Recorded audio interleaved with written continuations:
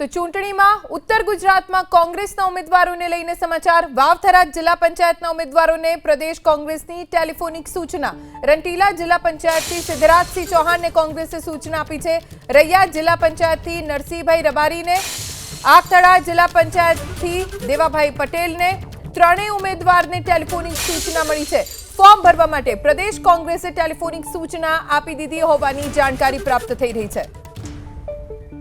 हमारा संवाददाता वसंत तिरगर पासेथी વધુ જાણકારી પ્રાપ્ત કરીશું। વસંત, વાવથરા જિલ્લા પંચાયતના ઉમેદવારોને લઈને શું વધુ વિગતો? બિલકુલ નવરચિત વાવથરા જિલ્લામાં 30 બેઠકો જે જિલ્લા પંચાયતની છે, જેને લઈને આ ચૂંટણી યોજાઈ રહી છે। નવો જિલ્લો છે અને પ્રથમવાર જિલ્લા પંચાયતનું જે ચૂંટણી છે તેની જાહેરાત થઈ છે। ખાસ કરીને જો વાત કરવામાં તો કોંગ્રેસ દ્વારા ઉમેદવારોને ટેલિફોનિક જે સૂચના છે તે આપવામાં આવી છે।